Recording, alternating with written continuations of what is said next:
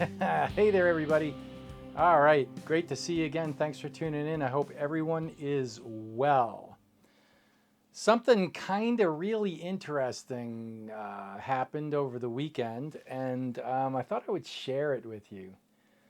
So, as you guys know, I've been banging on about Nikon Z7 II and the image quality and all of that. Well, unfortunately, or fortunately, depending upon how you look at it, I am a very curious person. And I always, maybe it's a fault, I don't know. Probably is. I always ask the question, what if? All right. And so something caught my eye. I was looking at Fuji Rumors, and Fuji Rumors had a deal going where Topaz's Gigapixel AI, which is something I've been curious about, was it's regularly 99 bucks, which for me is a lot of money for software. Because so far right now I have $25 invested in my workflow. And so I've spent more in the past, but right now my workflow cost me 25 bucks. And that's for Affinity AI. So I got it on sale. And but anyway, Topaz Gigapixel AI was 99 bucks. And Topaz was running, that doesn't matter. The upshot of it all is with the Fuji Rumors discount code on top of the sale that Topaz was running, it worked out to $67. And I said to myself, you know, for $67, I mean, I tried the trial and it was, you couldn't really tell what was going on. But it looked interesting enough to splash out the $67 on it. And so I did. And I took, because my thinking was like, if that works, Ian Worth has a couple of videos where he's actually using, because Photoshop just recently introduced something like Gigapixel AI in Photoshop, super resolution or something. I don't know what it is. I don't use Photoshop. But Ian Worth was saying like, yeah, it's the business, okay? And so I said to myself, you know, that's interesting. If that actually works, like in my brain, in a perfect world, right, I could take my 26 megapixel Fuji files, and if you doubled them, like 26 megapixel Fuji files, it's 6240 pixels in the long dimension, and that'll natively give you a 300 dpi print at roughly 16 by 20-ish, right? 15 by 22, 21, something like that. So for the 2:3 aspect ratio. So so if you double that, you're up to like 27 by 41, something like that. I know that's not a direct double, but if you get like 12,000 pixels by like 8,000 pixels, it natively prints out 300 dpi at like 27, like it's a 30 by 40 is what it really comes down to, with a 2:3 aspect ratio. And that's really what I'd like to offer if people wanted a big print.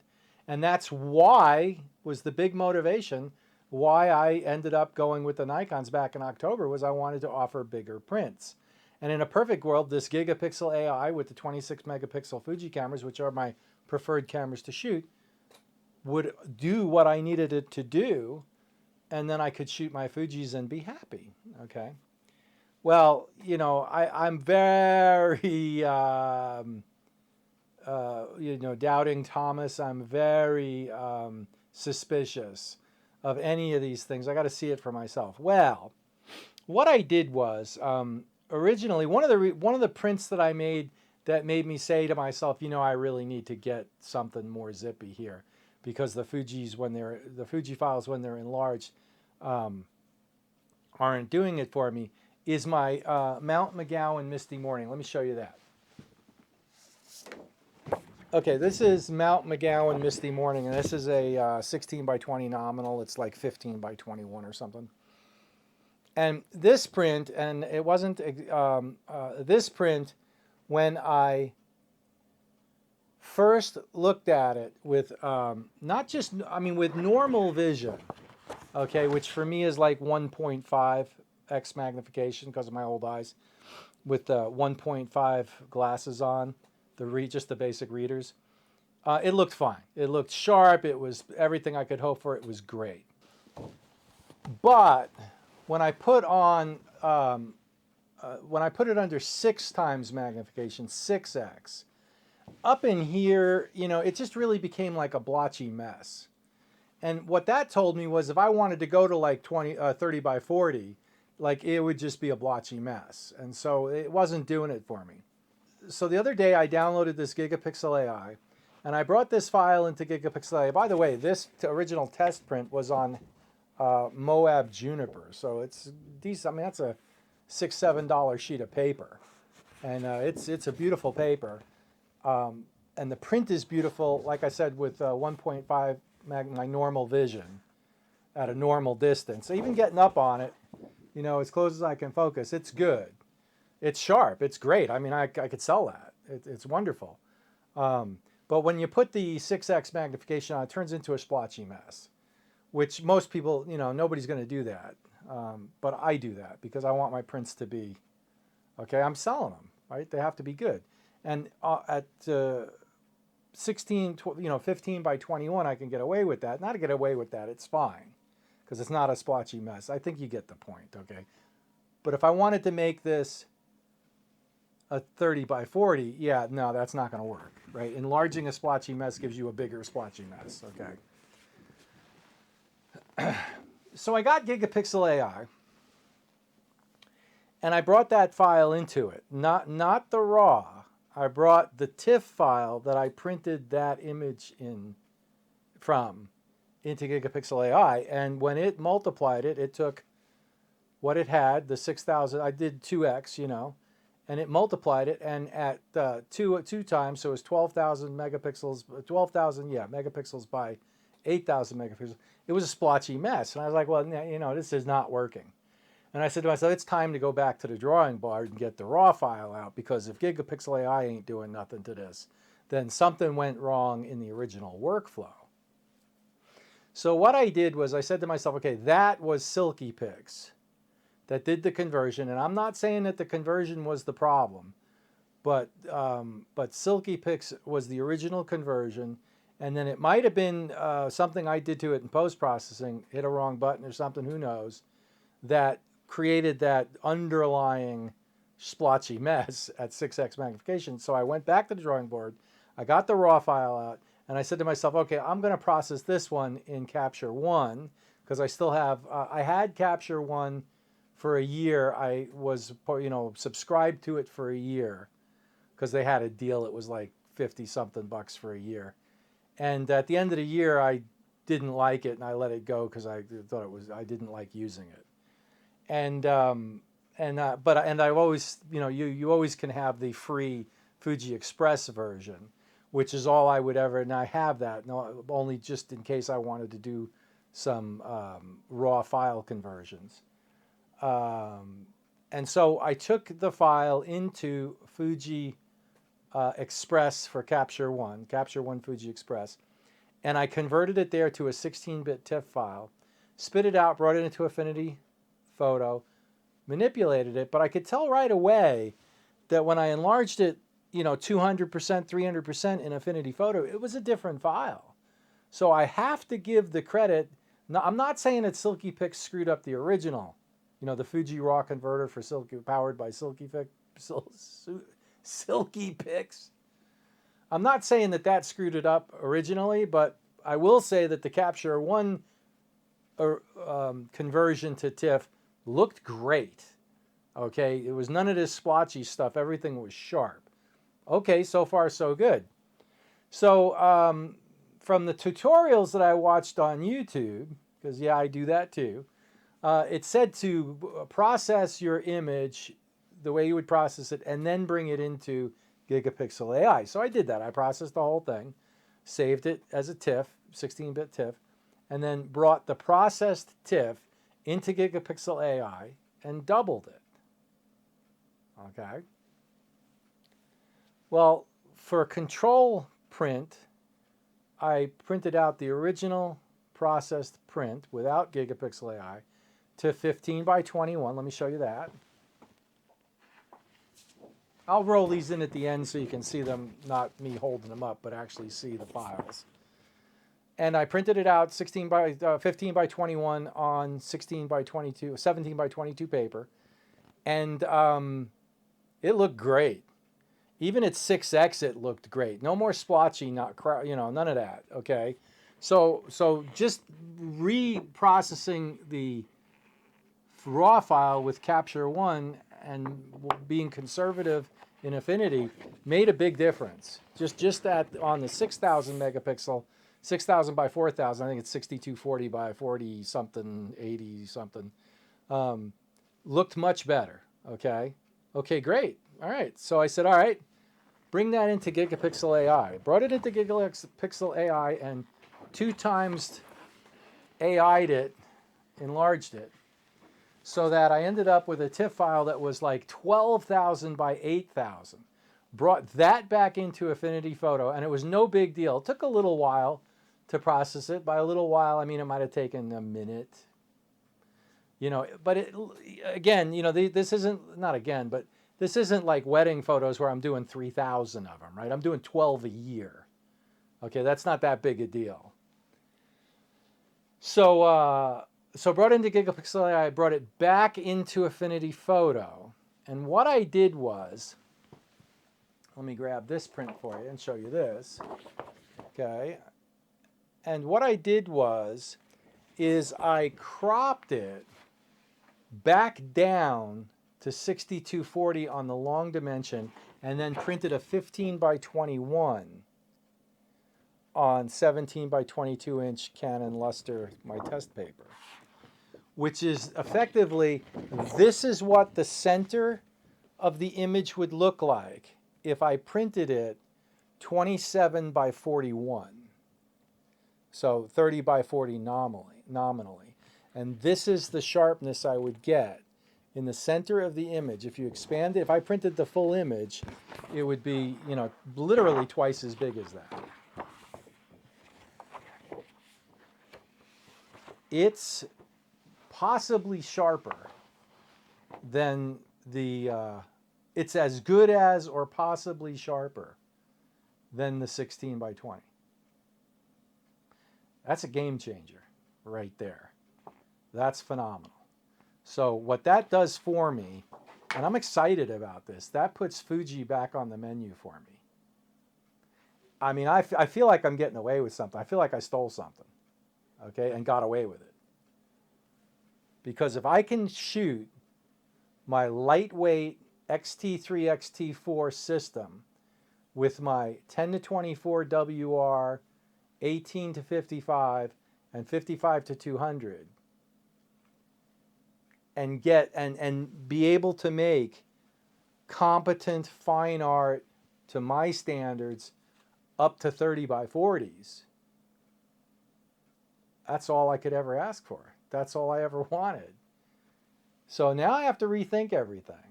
And now, as far as software manipulation of my images is concerned, yeah. So I completely draw the line with Luminar AI and replacing skies. Taking an image of a building over here and then using one of Luminar AI's canned skies. Like, no. That's never going to happen in an Edward Thomas photo. I consider that completely unethical in terms of trying to sell it as a landscape shot, a fine art landscape shot. Like, no, that's unacceptable to me. I'm not saying that if you do that and you put them on your wall and you love it and you're happy, that you're wrong. That's not what I'm saying. What I'm saying is that doesn't work for my aesthetic. And I mean, I've said this for years and I'll say it again. When you buy an Edward Thomas print from me, what I want it to do is I want it so that if you were standing over my shoulder when I took the print and you saw the scene, you'd look at the print and go, yeah, that's the way I remembered it. Okay, that's my standards. All right, I'm not saying you're wrong, so don't get all crazy. All right, if you like Luminar AI and you're putting the moon in every picture you take, that's great. Awesome, man. That's awesome. Fantastic. That's good for you. But I'm not selling prints like that, okay? That's me. All right, that was a tangent. I'm sorry. So, yeah. So what's happening moving forward? Well, moving forward, I'm gonna enlarge. I just got a project today, which is really interesting. Funny how these things work. Maybe because church is involved. The church I go to is a beautiful church. It's a really fairly large church. And all their hallways have nothing in them. They're just these beautiful gray hallways that are completely bare. And I was talking to the pastor there, and he mentioned like he wanted to get some art for the hallways. And I said, well, and I showed him my website. And he was like, that's what we want. So I just got a project today where I'm pretty much going to print my folio set from last year to 30 by 40s. I can do that. I can attempt to do that now. So it's going to be a great test of Gigapixel AI and the Fuji files and printing to 30 by 40. And we'll see what happens. I mean, I think it's going to be fine. What's really weird about it is Saturday I was messing around with this and doing those prints. And Saturday is when I kind of proved that, like, yeah, I can do this. Like, this will work. I can make 30 by 40s that I'm happy with from my Fuji files. And the next day in church, the pastor comes, we have this conversation, and, he needs 20 prints, 30 by 40s for the walls. It's a big church. So the Lord moves in mysterious ways. So fascinating. I am blessed in the sense that this gives me the opportunity to really test this process, and because it's church, it's no harm, no foul. Because I'm going to give them to them at cost, as kind of a donation kind of a deal, and so it's a win-win all the way around. And if I can't do it, I can't do it. I mean, they're very understanding. It's not a big deal, but I'm sure it'll be fine. So yeah, Fuji is back on the menu, and I'm going to be shooting Fujis a little bit, and I might shoot Fuji and the Nikon side by side just to see what's what. But Gigapixel AI is a game changer, and it's fascinating if you're trying to make large prints, right? I mean, for me, that's why the Fujis weren't really cutting it, was because I just didn't feel comfortable getting any bigger than 16 by 20, 15 by 21, 2 by 3 ratio. So, or worse than that, let's say I cropped to 4 by 5, right? I just got rid of a bunch of pixels, and I need every one of them if I only have 26 and I'm trying to print 30 by 40, right? So if I want to print a 30 by 40 from a 4 by 5 crop on an APS-C 26 megapixel camera, I'm down to like 21, 22 megapixels. Now I'm completely confident that I'm really thinking 99% sure that Gigapixel AI with a 4 by 5 crop, as long as I do my part and the original image is sharp, I think Gigapixel AI will spit out a 30 by 40 from a 4 by 5 crop from a 26 megapixel X-T3, X-T4. So like I said, this is a game changer, and it's early days, and we need to move on from here and see where we're at. But Fuji's back on the menu in a big way. It's not that I don't like the Nikons. I just don't like shooting with them as much as I'll enjoy shooting with the Fujis. And I think that could be, a lot of it is because I've shot with the Fujis for a year now, and I'm really comfortable with the way they work and the way they're laid out and the way where everything is. The Nikon's a new system, and it's as easy to use. It's just I'm not as comfortable with it. And I'm sure that if I shot the Nikons for a longer period of time, I'd get more comfortable with them. Having said that, when you have a small cell phone and then you go to a big cell phone, it's not quite the same experience, right? When we had those big brick phones and then we went to the smaller phones, that was cool. You wouldn't want to go back to the brick phone. And getting used to the APS-C size lenses in the Fuji system and the Fuji lens lineup, the Nikon lenses are kind of big. And they just don't. I'll put it to you this way, okay? Here's a great way to sum it up. In my f-stop Lotus medium slope bag that fits right back there, that fits in my f-stop Lotus 32 liter. When I shoot the Fuji, I can put the X-T3, the X-T4, the 10 to 24, the 18 to 55, the 55 to 200, the 16WR, and my Mavic Air 2 drone all in the slope. Okay. If I shoot the Nikon system, I get the Z6 II, the Z7 II, the 14 to 30, the 24 to 70, and the 70 to 300. And that's it. There's no more room. It takes up the whole thing. I mean, I could get like one more prime in there. I have a slot for a prime and then the batteries and the filters, but that's it. Like there's no way I'm getting the Nikon system and the drone in the same bag. So that's how much smaller, and it's not the bodies, it's the lenses. That's how much smaller the APS-C lenses are. And so, yeah, it's something to think about, you know. But again, if it's not doing the job for me, then I need to shoot with what does the job for me. And one of the boxes that needs to be checked off, and it really is a box that kind of eliminates a lot of cameras, is I want to be able to make 30 by 40s that I can sell. Because every once in a while I get a request for a larger print. And so, but with Gigapixel AI, that's a real possibility with the Fujis. Like I'm going to print them soon and we're going to find out. So very exciting moving forward. Let me roll in the Mount McGowan with the crops and everything and the Gigapixel AI enlargements, and I'll show you those. And that's how I'll end this video. Thanks for watching. I appreciate it. It's an interesting journey. I mean, with the digital, when it comes to film, like it's no big deal. The 4x5, I can tell you everything about it. I'm confident it's not an issue. But with digital, every time you get a new camera, every time you get a new sensor, everything changes. And you're not sure where you can go and what the capabilities of it are. We're always testing this stuff because it's always new. And if you have requirements of things that you want to accomplish with your gear,